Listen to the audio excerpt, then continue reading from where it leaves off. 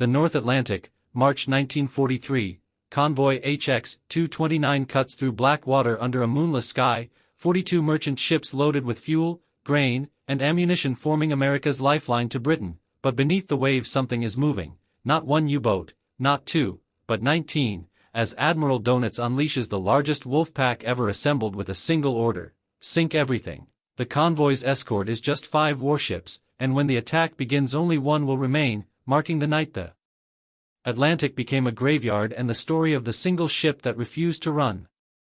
March 15, 1943, New York Harbor. 42 merchant vessels sit low in the water, their holds crammed with war supplies, grain from Kansas, steel from Pittsburgh, aviation fuel stacked 6 drums high, every ton bound for Liverpool where Britain's factories and armies wait on the edge of starvation.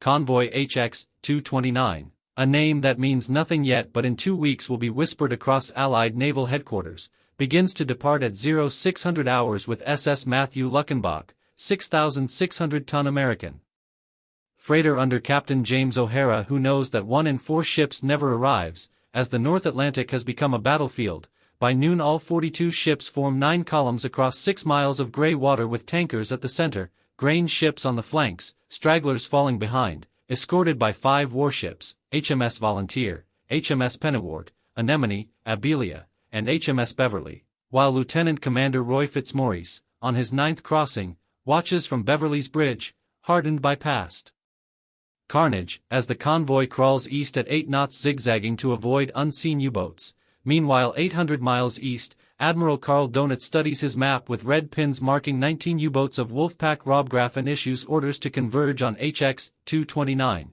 March 16 passes with no contact, and despite a ultra warning the convoy alters course north, only to fall into the trap, and at 0200 hours on March 17 U-91 sights the convoy and reports, drawing the pack in, and by dusk the 5 escorts face 19 U-boats, and at 20:45 the first torpedo strikes SS James Oglethorpe, followed by William Eustace and the burning Southern Princess, while star shells illuminate the convoy for 30 seconds, revealing them to all U-boats, and at 2230 U-384 hits Nariva and Turco Elii, causing chaos, collisions, and panic, and by midnight 7 ships are gone, 7 damaged, as Fitzmaurice orders depth charge sweeps that fail to stop the relentless attacks. At 0100 March 18 Canadian Star is hit, at 0145.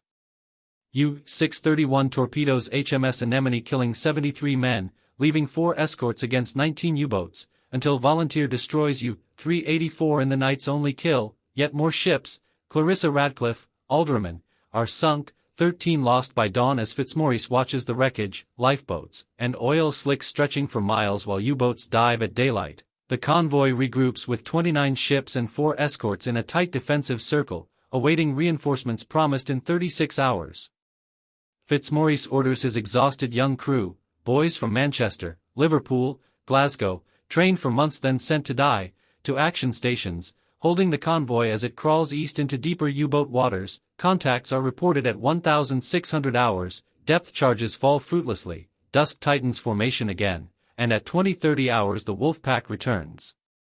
March 18, 2030 hours, darkness swallows convoy HX-229 as Lieutenant Commander Fitzmaurice stands on Beverly's Bridge, 72 hours without rest, scanning black waters through salt-stained uniform and drawn face, while 29 surviving merchant ships sail closer together in a formation with gaps where ships once steamed, guarded by 4 escorts, HMS Volunteer leading, Pennywort on the port flank, Abelia on the starboard, and Beverly at the rear, the most vulnerable position, at 2045. The ASTIC operator reports a contact bearing 180, range 1,400 yards, moving left to right, and Fitzmaurice orders full ahead, bow cutting through the swell, depth charges armed and gunners ready, but after 6 massive underwater explosions the U-boat escapes below 300 feet, lost contact reported, and at 2115 a red flare signals SS Port Auckland torpedoed, burning with military trucks, ammunition, and crated aircraft parts. 83 men abandon ship and she sinks at 2147 with 56 lost.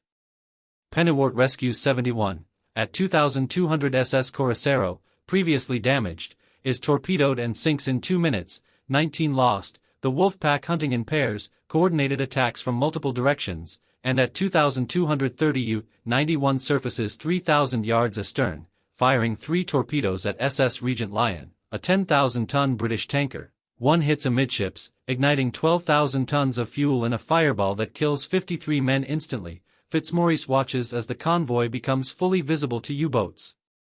2 more torpedoes strike SS Nicania and SS Margaret Likes at 2,315, 67 men lost, leaving 24 ships. At midnight Volunteer reports torpedoes evading, gaps appear in the formation, and at 0015 U-631 surfaces 1,500 yards ahead, firing 4 torpedoes that hit SS Kingsbury, SS Nebraska, and SS Clarissa Radcliffe II, causing collisions and scattering the convoy. Fitzmaurice commands all ships to reform, some obey, others sail alone, doomed. At 0045 Volunteer reports U-boat escaped. At 0100 Abelia detects another contact, star shells illuminate empty ocean, depth charges explode with no effect.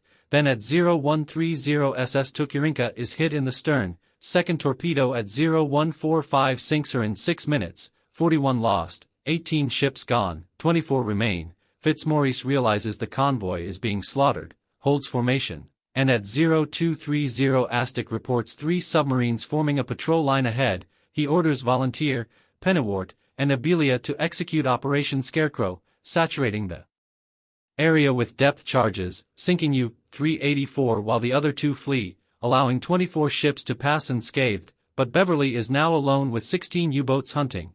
At 03304 U-boats fire 12 torpedoes simultaneously from all directions. Fitzmaurice orders hard starboard, flank speed, star shells illuminate the ocean. 3 merchant ships, SS Walter Q. Gresham, SS Harry Luckenbach, and SS Irénée Dupont, are struck, exploding violently. Harry Luckenbach detonates artillery, Irénée Dupont breaks in half. Walter Q. Gresham burns and crew jumps overboard, leaving 21 ships, and by 0400 the Wolfpack begins to withdraw except for U-91, U-631, and U-221, determined to finish the convoy before sunrise. At 0430 U-91 surfaces 4,000 yards astern, Walkerling sights Beverly alone guarding 21 ships, gives the order to fire 4 torpedoes at the Escort, and Fitzmaurice sees them racing toward his ship, orders hard to port and full engines. The first torpedo misses ahead by 10 yards, the second misses astern by 15, the third passes beneath the hull set too deep, and the fourth torpedo strikes. March 19, 1943, pre-dawn. HMS Beverly, hit amidships by a torpedo, port engine dead, bulkheads buckling, flooding uncontrollable, limps behind convoy HX-229. Lieutenant Commander Fitzmaurice realizes the stakes. If Beverly sinks, 21 merchant ships are defenseless. He orders his crippled ship to maintain position, buying time. U-91 surfaces astern, torpedoes loaded and fired. Beverly narrowly evades the first 3. The fourth strikes the aft magazine. The resulting explosion obliterates the stern. The bow remains afloat for 90 seconds before slipping beneath the Atlantic. Fitzmaurice pulls surviving crew overboard, treading freezing water, watching the convoy steam on. 43 survive out of 140. At dawn, the Wolfpack withdraws, exhausted and damaged. Reinforcements arrive hours later. Convoy HX-229 reaches Liverpool with 21 of 42 ships intact.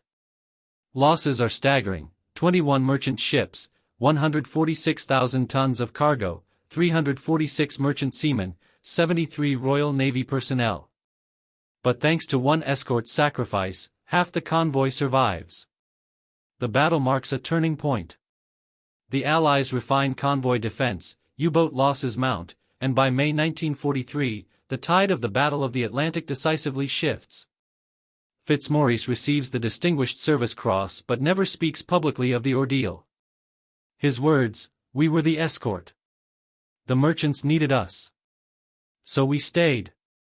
The wreck of HMS Beverly lies 2,000 fathoms deep, a silent monument to courage.